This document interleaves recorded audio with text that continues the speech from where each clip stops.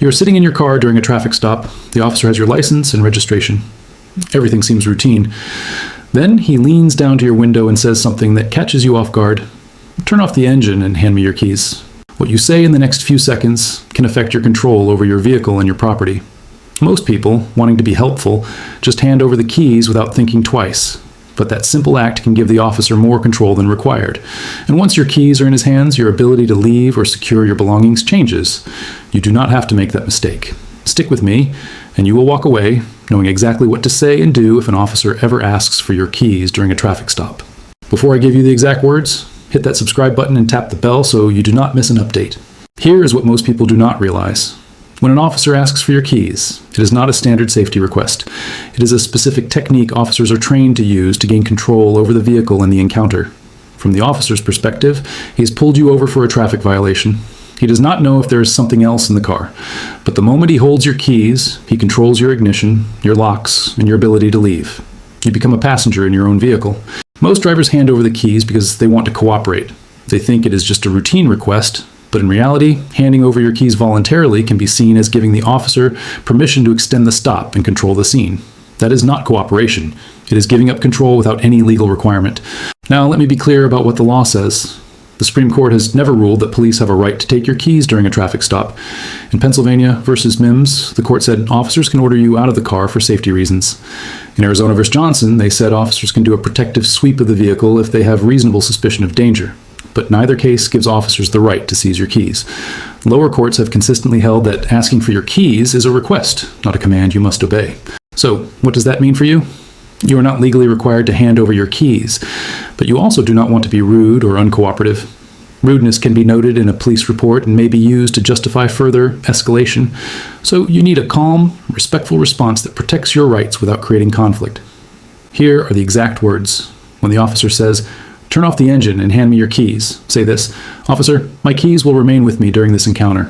Let me break down why that phrase works.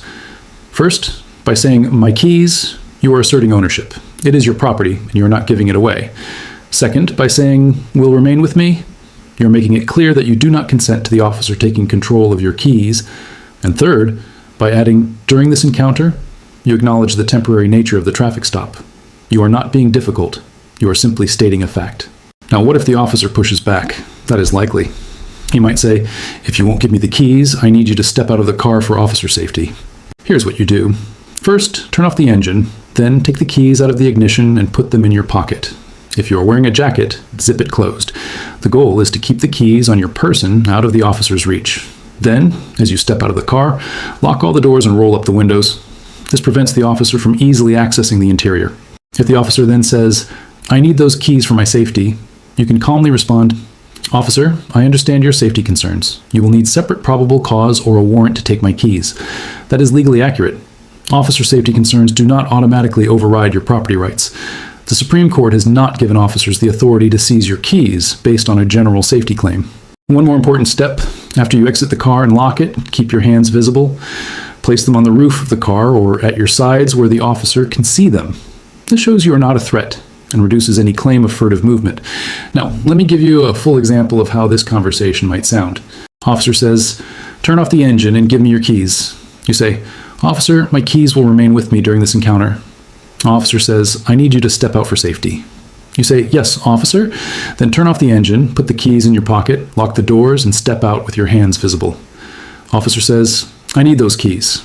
You say, "Officer, I understand your safety concerns. You will need separate probable cause or a warrant to take my keys." That is the whole interaction. You have been respectful. You have complied with lawful orders, exiting the car, but you have not given up your keys or consented to a search. What if the officer continues to push or decides to detain you further? At that point, you have the right to remain silent and to ask for a lawyer. You can say, "I'm going to remain silent. I will not answer any further questions without my attorney present."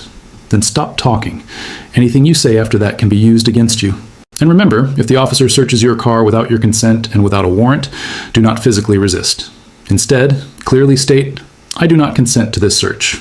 That preserves your right to challenge the search later in court. Now, let me address why keeping your keys and locking your car matters so much.